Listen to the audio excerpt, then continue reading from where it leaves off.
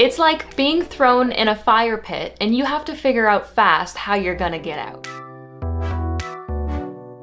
Hey guys, what is up? Welcome back to my channel. If you're new here, hi, my name is Laura. I post videos on motherhood, vlogs, cooking, all that kind of fun stuff. So if you're into any of that, please consider subscribing. Today I wanted to talk about things I wish I knew before having my second child. I have two children, Adrian, who is 5, and Emma, who is 18 months. You see a lot of videos about things people wish they knew before having a baby, but not a lot of videos about things people wish they knew before having a second baby, which for me was actually a bit more of a transformative process than having the first one. And what I mean by that is that for me, it was easier going from having no kids to 1 than going from 1 to 2. I know everyone is different, and for a lot of people having the second baby is easier because you're already in the game, you're not becoming a mother like you are the first time. But for me, I felt that in some ways it was easier and some ways it was actually a bit more overwhelming. So today I wanted to talk a bit about my perspective on having baby number 2 and some things that I wish I knew beforehand and also some things that I wasn't expecting. So the first point is to really cherish the last days of being a family of 3. This might seem like a no-brainer to some, but when you're 35 to 40 weeks pregnant, or 41 in my case, you're just so desperate for the baby to come and for this next chapter to begin. But I wish that I had cherished those moments of it just being the 3 of us a little bit more, especially because my son turned 4 only 3 months after my daughter was born, and that seemed like a pivotal moment in his development as he graduated from being a toddler to becoming a child. So it really felt like our whole world changed after she was born. And if I could go back, I would have spent less time stressing over the baby coming and more time holding on to those special moments of us just being a family of 3.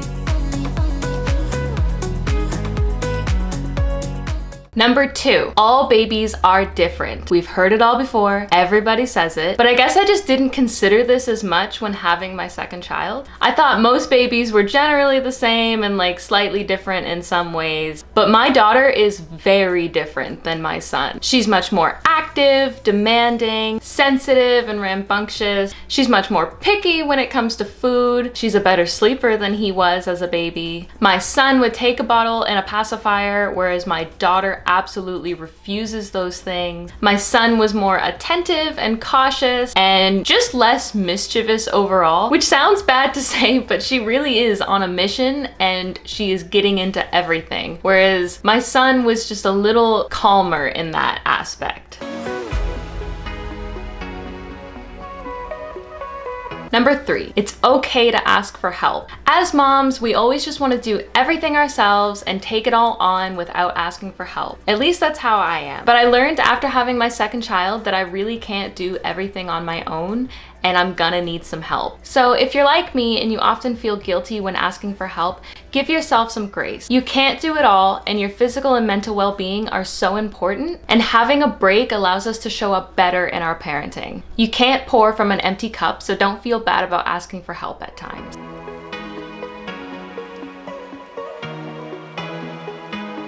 Number 4, you're going to need to lower your standards, at least for a little while. This was a big one for me. As soon as my daughter was born, I was basically trying to get back to my routine, clean my house, cook meals, go visit friends, do all the things, and my body literally said no. I ended up having a long postpartum healing process, and it was because I was so eager to get back to normal life. Every time I would try and do some deep cleaning or just be up and moving around for too long, I would end up bleeding more, and my postpartum healing process was prolonged. Sitting around while the house wasn't up to my standards was really hard at first, but I had to continuously tell myself that now is the time for rest and the house can wait. I had to lower my standards until my body was strong enough to handle it.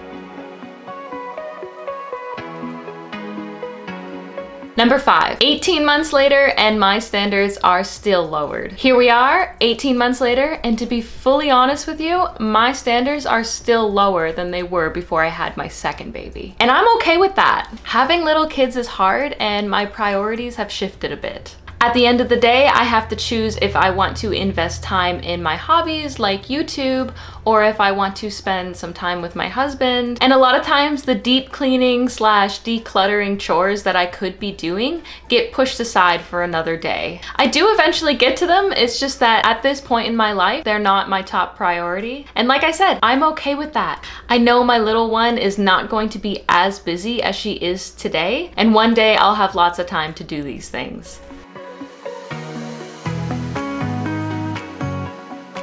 Number 6, less anxiety the second time around. When you're having your first child, it's like being thrown in a fire pit and you have to figure out fast how you're gonna get out. Every time they cry, you're like, oh my God, what do I do? It's scary and there is no way out but through. But eventually you learn as you go and you sink into the role of being a mother as if you have always been one. Having your second child is nothing like that because you've already been through the initial scary stages of becoming a parent, so you know what to expect. Having my daughter was a very calm and peaceful time, and I felt like I could actually enjoy it because my anxiety wasn't heightened like it was the first time. Number 7, sibling love makes it all worth it. I never expected that my son would fall in love with his baby sister the way that he did. I guess I just expected that he would be jealous or he would find the transition to being a big brother hard, but I never considered that he would be such an amazing brother, and it has been the sweetest thing to witness. He helps us by playing with her, he brings her toys, he feeds her bites on the spoon, he holds her hand when they walk together, and now he even picks her up and carries her places. He tells her he loves her and he hugs her and he kisses her every day. I just know that we have given him a lifelong friend that he genuinely loves, and seeing them together makes it all worth it.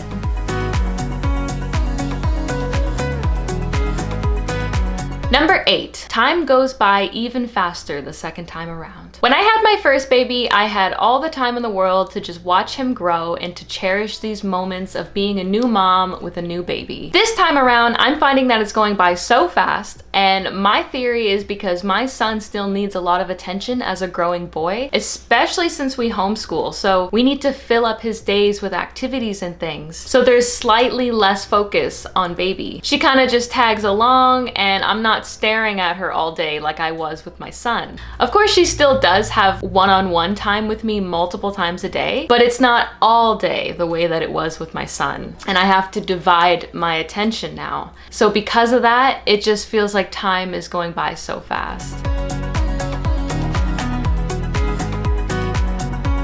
Number 9, a new version of yourself will be born again. After I had my first baby, I didn't realize that I would struggle to find myself again. I thought that I would still be me, just with a baby. And for the most part, that is true, but there was a large part of myself that was forever changed no matter how much I tried to get back to normal. And after a while, I realized that the person I was before I had my baby doesn't exist anymore. And when my baby was born, a new version of myself was also born. This happened once again with the second baby. I transitioned from being a new mom with one baby to now a mom of 2. And with that, I had to realize that the old me doesn't exist anymore, and a new version of me was born at the same time that my second baby was born. Now I feel like it's gonna be this way after every baby that we end up having, but I was not expecting this the second time around. I thought that this was just something that you went through when you're becoming a mom, but I didn't realize that it was gonna happen to me again.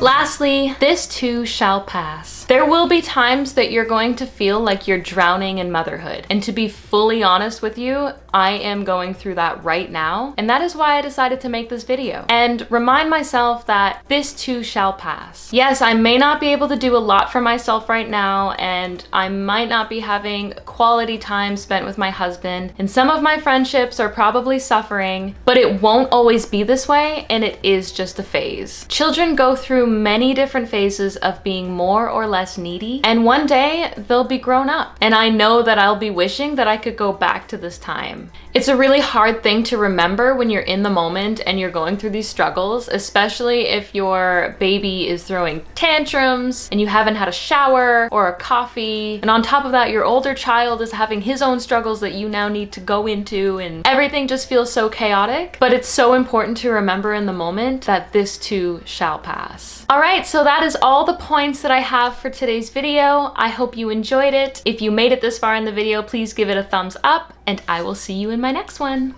Bye. Bye. Bye. Very good, Emma.